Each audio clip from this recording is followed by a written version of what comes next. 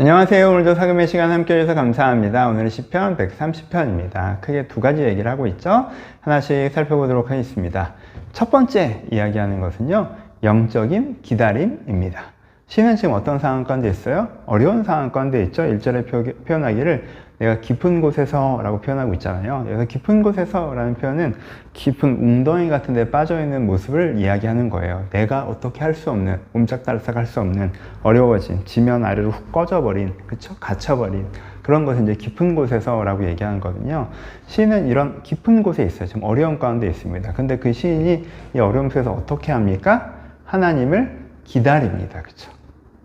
하나님을 기다린다 라고 표현해요. 밑에 보시면 5절에 내 영혼은 여호와를 기다리며 라고 표현하고요. 6절에 파수꾼이 아침을 기다림보다 내 영혼이 주를 더 기다리나니 참으로 파수꾼이 아침을 기다림보다 더한도다 라고 얘기해서 기다림이라는 표현들을 계속 반복해서 얘기하고 있어요.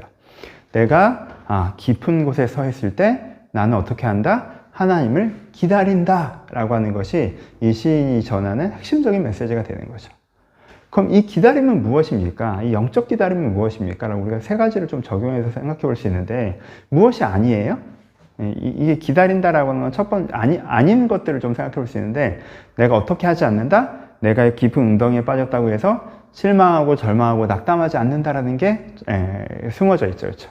난 이렇게 돼버렸어가 아니라 난 하나님을 기다려. 하나님께 나를 도우실 걸 기다리고 있어. 라고 얘기하는 건 내가 이 어려운 상황만 보고 실망하고 절망하고 낙담하는 것이 아니라 여전히 희망을 가지고 있는 것들을 이야기해서 영적 기다림은 희망의 메시지가 있습니다.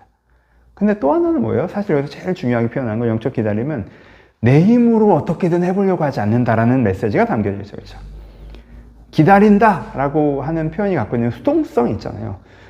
내가 어떻게든 기어나가야지, 내가 어떻게든 해봐야지, 조급하게 내 능력으로, 내 계획으로, 내 힘으로 하는 게 아니라 하나님이 내 이 문제를 해결해 주실 것을 신뢰하기 때문에 하나님께서 어떻게 하실지 하나님께 묻고 하나님께 귀 기울이고 하나님께 반응하려고 하는 거죠. 그렇죠? 이게 영적 기다림의 두 번째예요. 그렇죠? 영적 기다림의 세 번째는 근데 이 기다림은 우리가 일반적으로 얘기하는 기다림과 좀 다른 적극성을 가지고 있죠. 신이 뭐라고 표현해요? 파수꾼이 아침을 기다림보다 내 영혼이 주를 더 기다리다니 참으로 아침을 기다림보다 더 하나이다고 해서 이 기다림이 그냥 올 때 되면 오겠지라고 하는 게 아니라 빨리 왔으면 좋겠다. 막 간절히 기다리는, 그렇죠? 이런 내적 적극성, 그렇죠? 내가 조급해서 내가 뭘 어떻게 해보려고 하는 건 아니지만 하나님이 빨리 오셨으면 좋겠다라는 간절한 기다림. 크리스마스 언제 돼요? 빨리 선물 받기. 어린아이가 그런 것처럼 간절함, 그렇죠? 여기 담겨 있습니다. 그런 건 뭐가 아니라는 거예요? 그냥 내가 안일하게 뭐 어떻게든 되겠지, 막연한 낙관 하나님께 해주시겠지, 이게 아니라는 거예요. 하나님께서 정말 이 일을 돌봐주시길 바라면서 간절히 기다리는 이것들을 얘기하고 있는 거죠. 그래서 영적 기다림은 130편에서 우리가 얘기하는데, 내가 깊은 곳에 섰을 때, 어려웠을 때 어떻게 해라? 이 하나님에 대해서 영적 기다림의 태도를 가져라. 실망하고 낭망하지 말고, 내 힘으로 어떻게든 해보려고 하지 말고, 막연한 낙관으로 외면하지 말고, 하나님께서 해주실 희망을 가지고 내 힘으로 어떻게 하지 않는 조급함이 아닌, 조급하게 내 힘으로 어떻게 해보려고 하는 것이 아니라 하나님을 신뢰하면서 내가 수동적으로 하나님께 귀 기울이고, 그러면서 단지 막연한 낙관이 아니라 간절히 바라며 내가 할 것들을 하고 또 주님께 일하실 걸 기대하는 이런 태도를 가져야 된다라고 하는 게 130편의 가장 중요한 핵심적인 내용입니다. 두 번째, 한 가지 더 얘기하면, 이럴 때 내가 어떻게 그 순간을 해석하고 그 순간 어떤 생각을 가지고 있어야 되는가를 130편이 우리 가운데 알려주고 있어요. 그래서 어디에 나와요?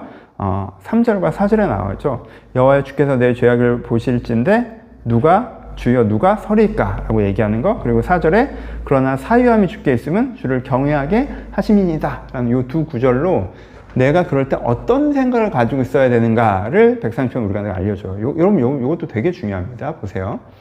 여러분, 내가 좀 어려운 일이 생기면 우리가 흔히 하는 생각이 뭐냐면, 하나는 내가 잘못해서 이 지경이 됐구나라는 자책, 그리고 하나님 어떻게 이러실 수가 있어 라는 원망을 하는 경우죠. 그렇죠?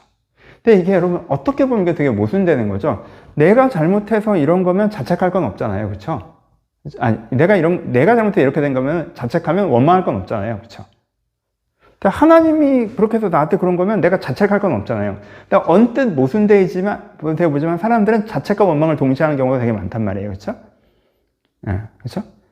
뭐 그냥 둘 다 잘못해서 그런가 보지. 그렇죠? 예, 어찌됐건. 근데 사실 요 반대로 해야 된다고 본문이 알려줘요.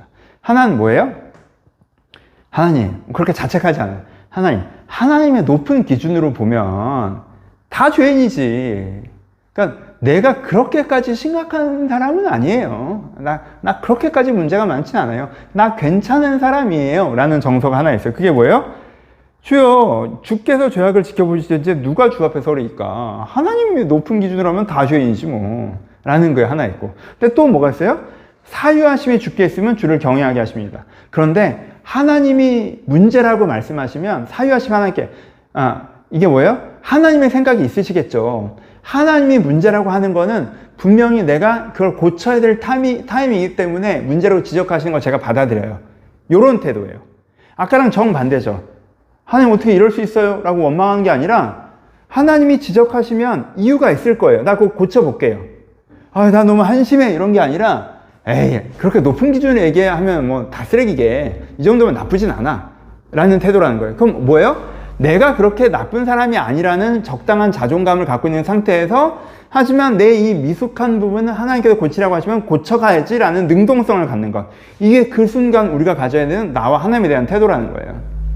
어려운 일이 생기면 아우 내가 한심하네 라고 하고 또 하나님 원망스럽네 라고 하면 내가 완전 길을 잃잖아요. 그렇게 하면 안 되고 나도 괜찮고 내가 괜찮은 사람이지만 이 부분을 고쳐가 보자가 우리 마음 자세가 돼야 된다는 것이 130편이 우리 가운데 또 하나 가르쳐주는 것입니다. 마무리합시다. 더 중요한 건 영적 기다림이에요. 여러분 어려운 일이 생기셨을 때 이 영적 기다림이라는 기본 태도를 꼭 가지셨으면 좋겠고, 또 하나는 그 어려울 때 우리가 가져야 되는 나와 하나님에 대한 생각, 내가 자책하고 원망하고가 아니라 내가 자부심을 갖고 또 겸손히 주님을 따르는 그 마음의 중심을 잘 잡아야 된다. 이 두 가지 부분으로 잘 적용해 보셨으면 좋겠습니다. 감사합니다.